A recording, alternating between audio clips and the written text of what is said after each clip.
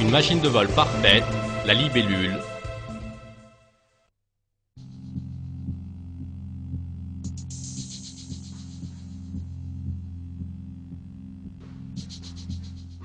Les êtres humains se sont beaucoup efforcés pour trouver les moyens de voler.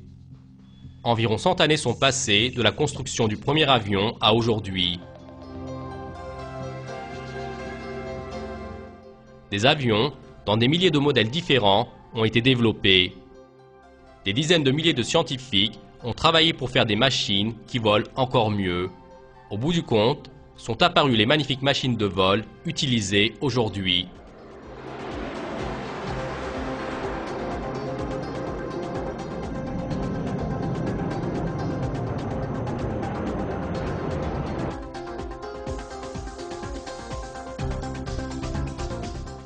Voler est une grande force. Seulement, plus cette force est maîtrisée, plus elle est efficace. Rester en l'air lorsque c'est nécessaire, ou bien faire un atterrissage au point voulu, est au minimum aussi important que voler. Eh bien, c'est pour cette raison que les êtres humains ont développé une machine de vol à haute manœuvrabilité, l'hélicoptère. L'hélicoptère peut rester suspendu en l'air. Il peut faire un décollage et un atterrissage vertical. En particulier, dans le domaine militaire, en raison de l'avantage qu'il procure, des budgets illimités sont alloués pour les recherches concernant la conception de l'hélicoptère. Seulement, les dernières recherches effectuées ont exposé une vérité très étonnante. Lorsque la technologie de vol des hélicoptères d'aujourd'hui est comparée à celle d'une très petite machine vivante, elle reste très primitive. Cette machine de vol vivante est la libellule. Le système de vol des libellules est une vraie merveille de conception et aucune machine construite par les êtres humains ne possède une technologie de vol aussi élevée que celle de la libellule. Pour cette raison, la conception du dernier modèle Sikorsky, l'éminent hélicoptère du monde, fut réalisée en prenant comme exemple la libellule. Dans ce projet, la firme IBM, qui a aidé à la conception du Sikorsky, a téléchargé la photo de la libellule dans un ordinateur spécial, lequel fut fabriqué pour ce travail. Après, en considérant les manœuvres de la libellule en l'air, des milliers de croquis furent réalisés par ordinateur. Ensuite, en prenant comme exemple la technique de vol de la libellule, le modèle Sikorsky fut révélé.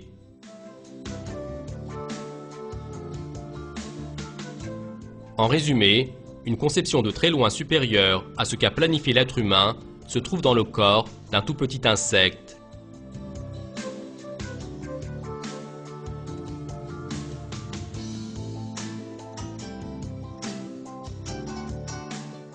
Les techniques de vol de la libellule et la conception dans ses ailes montrent à l'être humain une vérité manifeste. Ce petit être vivant est un miracle de la création qui nous montre l'art d'Allah.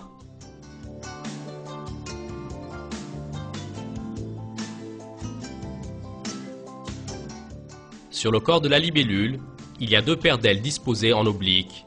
Cette disposition lui donne la capacité de manœuvrer très rapidement. Dans un temps très court, la libellule peut atteindre les 50 km/h, ce qui est une vitesse étonnante pour les insectes. Quant à la vitesse des athlètes qui courent le 100 mètres aux Jeux Olympiques, elle n'est que de 39 km/h.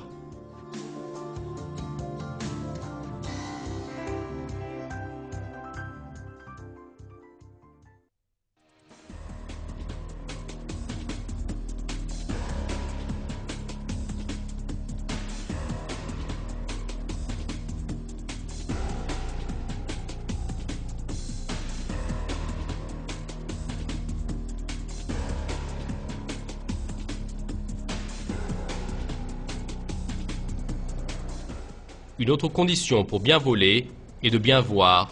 Si le vol n'est pas appuyé avec un système de vision parfait, ce sera extrêmement dangereux. Pour cette raison, les avions et les hélicoptères modernes possèdent des systèmes de vision avancés. Et la libellule est équipée d'un système de vision très supérieur. La libellule a exactement 30 000 micros-yeux. Chaque œil voit un point différent. Les informations venant de ces yeux sont transmises au cerveau de la libellule qui effectue des opérations telles un ordinateur. Grâce à ce système, la libellule possède une merveilleuse aptitude à voir.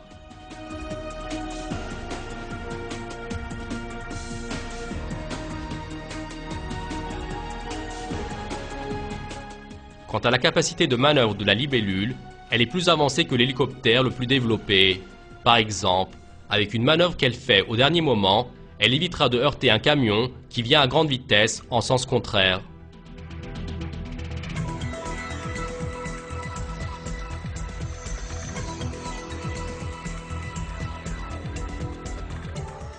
La libellule est maintenant face à face avec un double piège.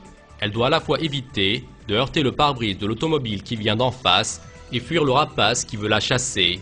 Et elle réussit cela avec une manœuvre très habile.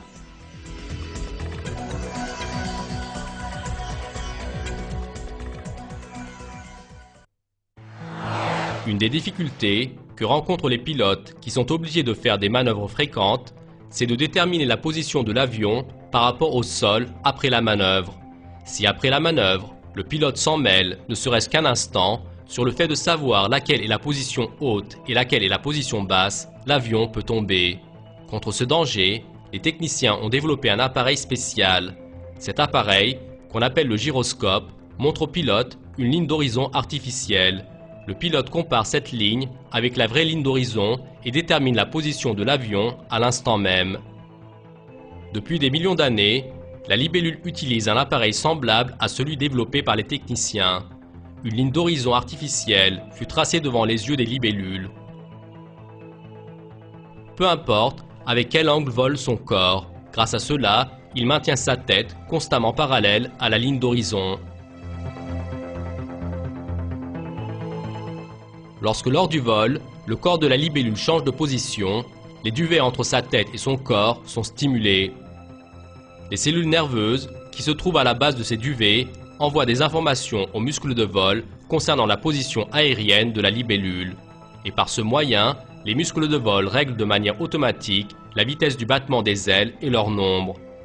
Ainsi, même au cours des manœuvres les plus difficiles, la libellule ne perd jamais la direction et le contrôle de son vol. Ce système est une vraie merveille d'ingénierie.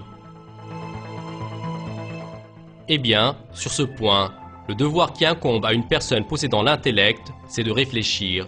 La libellule est un insecte qui n'est même pas au courant des systèmes extraordinaires qu'elle possède. Qui donc a installé dans le corps de cet insecte les systèmes de vol complexes que même les ingénieurs les plus habiles prennent en exemple? Qui a donné à la libellule les ailes parfaites, les moteurs qui font fonctionner ces ailes, le système de vision supérieure? Cette conception magnifique, l'œuvre de qui est-elle?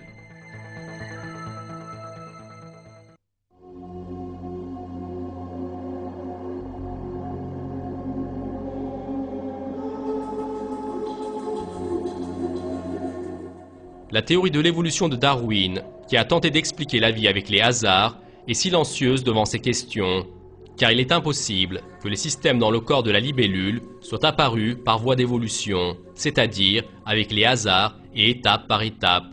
La raison de cela est que pour la vie de l'être vivant, tous les systèmes doivent exister en même temps et de manière intégrale.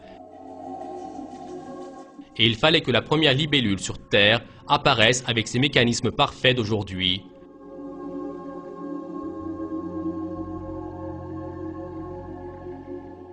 Et en effet, les registres de fossiles qui nous instruisent sur l'histoire de la nature confirment cette vérité. Les registres de fossiles montrent que les libellules sont apparues soudainement sur Terre. Ce fossile de 320 millions d'années appartient à la plus ancienne libellule connue.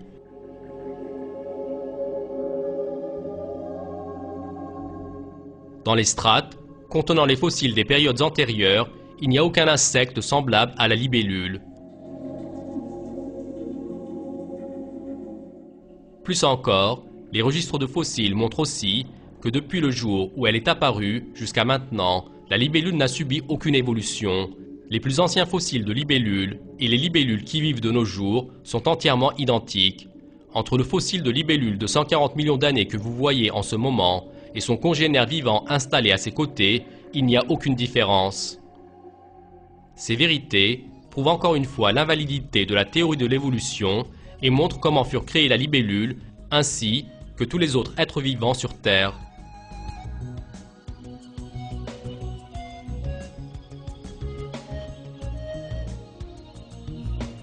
Tous les êtres vivants ont été créés par Allah le Tout-Puissant, qui est le Seigneur des univers, et chaque être vivant est une preuve de son existence.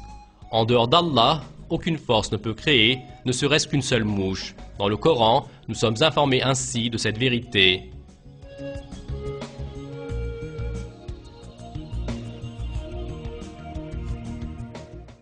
Ô homme, un exemple vous est donné, écoutez-le. Ce que vous invoquez en dehors d'Allah ne saurait même pas créer une mouche, même quand il s'unirait pour cela. Et si la mouche les dépouillait de quelque chose, il ne saurait le lui reprendre. Le solliciteur et le sollicité sont faibles.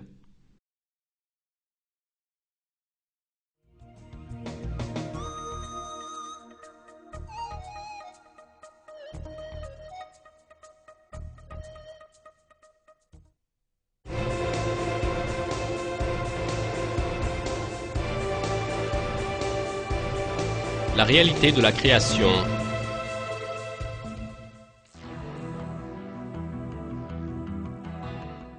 Les êtres vivants que nous avons examinés tout au long de ce film ne sont que quelques-uns des miracles de la création dans la nature. En fait, tous les êtres vivants dans la nature ont été équipés avec des caractéristiques merveilleuses et chacun est une preuve qui montre la puissance et l'art d'Allah.